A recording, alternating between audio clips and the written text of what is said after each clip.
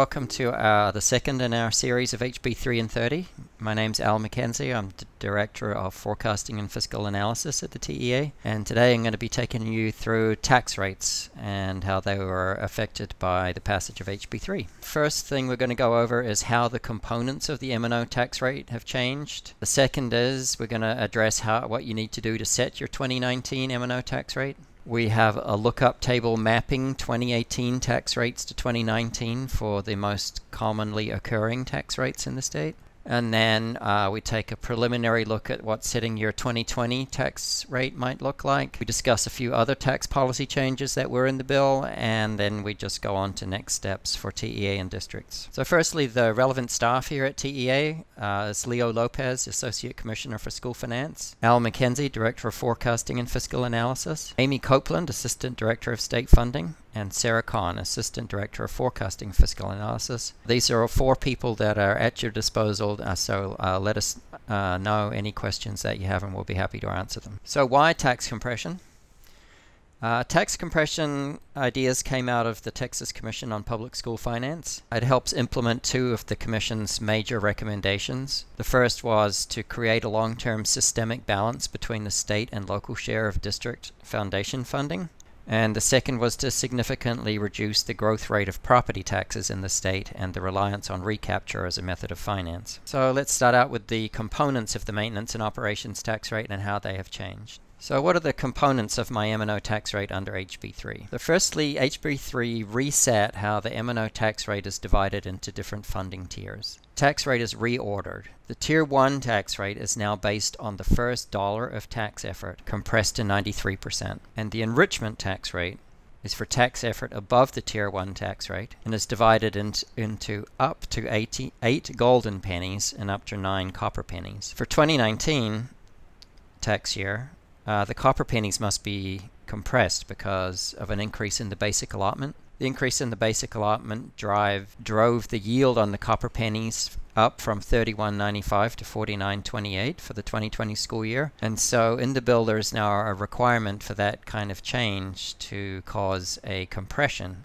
in the copper pennies. And so the compression is going to be 31.95, the old yield divided by the new yield, and it comes out to 0.64834. So you need to multiply your copper pennies by 0.64834 to get the required tax compression in for your 2020. This is all spelled out in the administrator addressed letter, House Bill 3 implementation that was posted to the web on June 11th, 2019. And in statute, there's a new section 45.0032, the components of maintenance and operations tax, spell all this out. So this is a visual of what the tax rates looked like before the passage of HB3. There was Tier 1, which was based on a district's 2005 tax rate before tax compression back in 2006. Districts can have a maximum of $1 if they were taxing at $1.50 in 2005. Many have a smaller Tier 1 tax rate. Then on top of that Tier 1 tax rate, there's 6 golden pennies, 4 of which could be accessed without a tax election. And then above that, there are 2 additional golden pennies and potentially 11 copper pennies that all require a TRE. So now, after the passage of HB3, the first thing to note is that the maximum tax rate drops from $1.17 to $1.06.8. The tax rate is reordered, like I explained, and so now the first Tier 1 tax rate is based on the lesser of $1 or your adopted rate. Then you multiply that number by 0.93. So for almost all districts in the state, it's going to be 93 cents. On top of the 93 cents, sit 8 golden pennies, and then on top of them sit 9 copper pennies. That's prior to compression. So those 9 pennies have to be compressed by a factor of 0.64834, leaving a district which had $1.17 in 2018 to have a tax rate of $1.68 and a maximum of $1.10 if a district were to access all 17 of its enrichment pennies, which it's probably not going to be able to do until the subsequent tax year. So once again, going over the components, firstly, need to mention that any pennies which a district adopted in tax year 2018 in response to disaster need to be excluded from their calculation of the 2019 tax rate. So after you've done that, to calculate your Tier 1 tax rate, you just multiply the lesser of your adopted 2018 tax rate, or $1, multiplied by 0.93. The golden pennies are the first 8 pennies of your tax rate above the 93, and then the copper pennies, 9 additional pennies above the golden, multiplied by 0.64834. At the bottom there, we note that the 2019, the maximum number of copper pennies available will be 5.84. That's after you convert 2 of your copper pennies to golden. Certain districts authorized by special law, which were able to tax above $1.17 in tax year 2018, will still have some unequalized local tax effort above that level. So let's move on to how do you set your 2019 tax rate. So you must compress your M&O tax rate for tax year 2019. Section 5.002 of HB3, way at the back on page 302 of the bill, requires districts to compress their tax rates in compliance with the bill, regardless of whether the district had already calculated or adopted a rate before the passage or the effective date of the bill. The Tier 1 tax rate must be compressed by 93 cents. We've got 8 golden pennies, as we've discussed, above that, and they are exempt from compression. And then any remaining copper pennies after reordering must be compressed by 0.64834. The voter approval tax rate, which is the new name for the rollback tax rate, is set to the sum of 93 cents plus the greater of 4 cents or the district's enrichment tax rate after compression. So in general, for districts which adopted a tax rate of $1.04 or above in 2018, the voter approval tax rate will be equal to their 2019 tax rate after compression.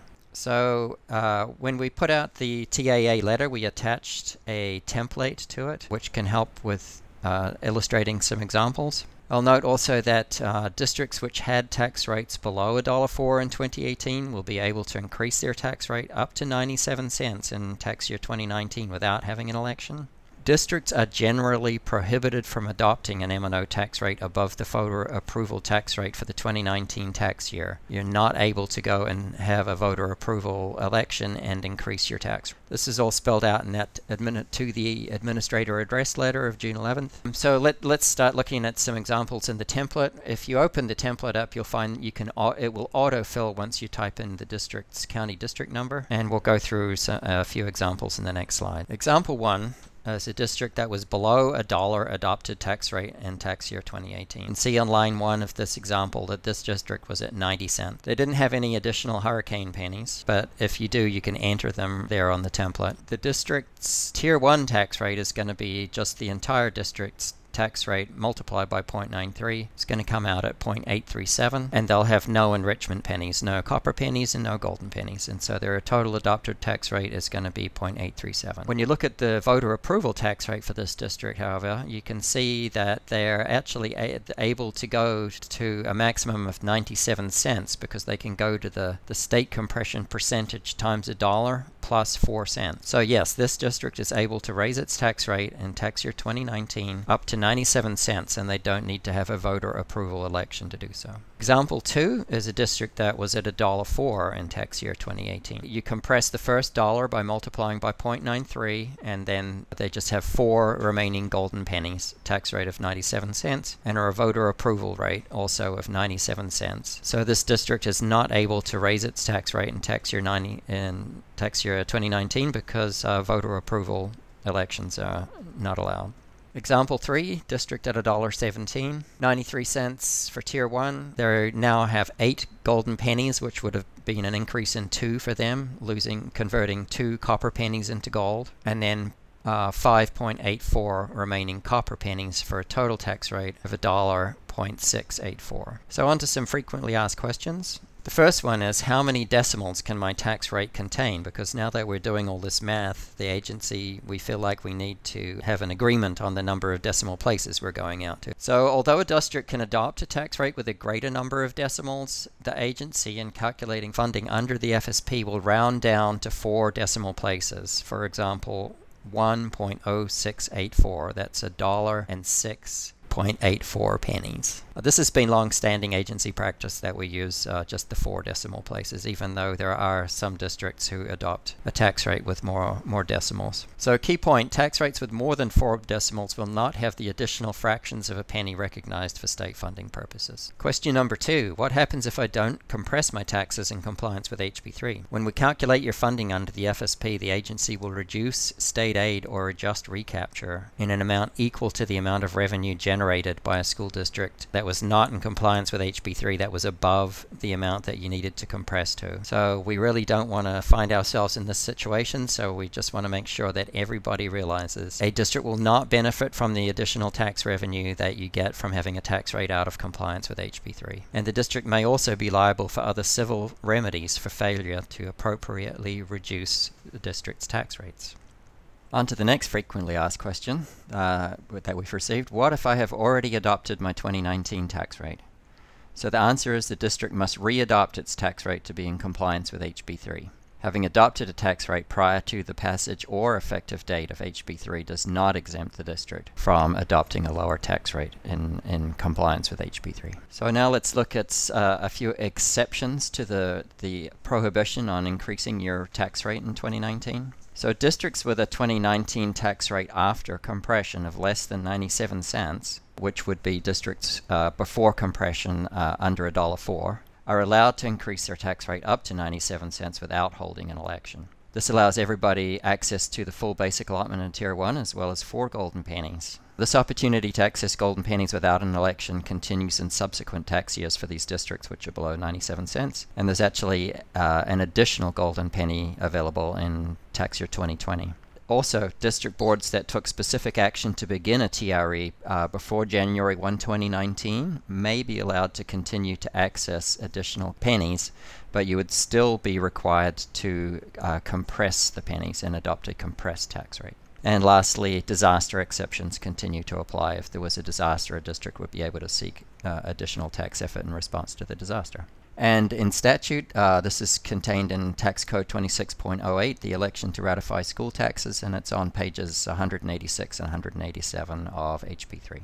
So now we have a look at some of the most common 2018 tax rates and how they will convert in 2019. We have a lookup table. So if you just want to come to the lookup table and look up what your tax rate needs to be, there are actually 91 different M&O tax rates in the state as of 2018. This chart shows the most common ones, but we've posted an Excel document on the HB3 webpage which converts every single tax rate. And so you can just look at your 2018 adopted M&O tax rate in the left-hand column and look up what the 2019 adopted tax rate needs to be to comply with HB3 tax compression. So here we're going to have a preliminary look at what your tax year 2020 tax rate might look like. We will be having a deep dive on this in much more detail in October. So in tax year 2020, what they call the 2.5% compression begins, and there is both state and local compression. So to the extent that the state's value growth or the district's value growth is greater than 2.5%, the district will be required to compress its tax rate additionally. It'll be the greater of the state or local compression. And so this schema just shows an example of what this might look like, with perhaps the Tier 1 tax rate going down to 92 cents if statewide property value growth exceeds 2.5%. Then there'd be the 8 golden pennies riding on top of that. The first 5 could be accessed by board action in tax year 2020. And then for adopting any of the further pennies, if a district wanted to raise its tax rate in tax year 2020, they would need a voter approval election.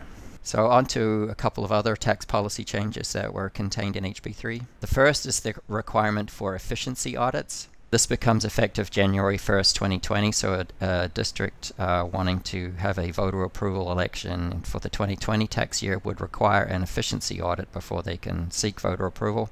The Legislative Budget Board is going to establish guidelines for the efficiency audits. Districts must select the auditor at least 4 months before the scheduled tax rate increase. The audit must be completed and posted on the district's website at least 30 days before the election. There's another section in the bill with new language which clarifies that a school district may not increase the M&O tax rate in order to create a surplus for the purpose of paying the district's debt service down. So tax swaps, or swaps and drops as they are sometimes known, are now out. And tax rate elections must happen on uniform election days, and bond election notices must include language saying that this is a property tax increase.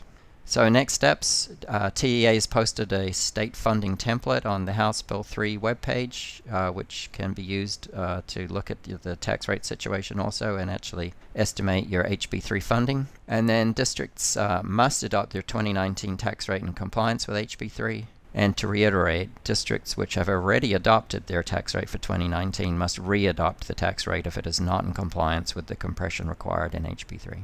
For further House Bill 3 resources, please contact us with any questions at the HB3 info email box, hb3info@tea.texas.gov, and include the topic in the subject line. Or you can visit TEA's HB3 website for the most recent information for the agency on HB3 implementation. And thanks for listening today.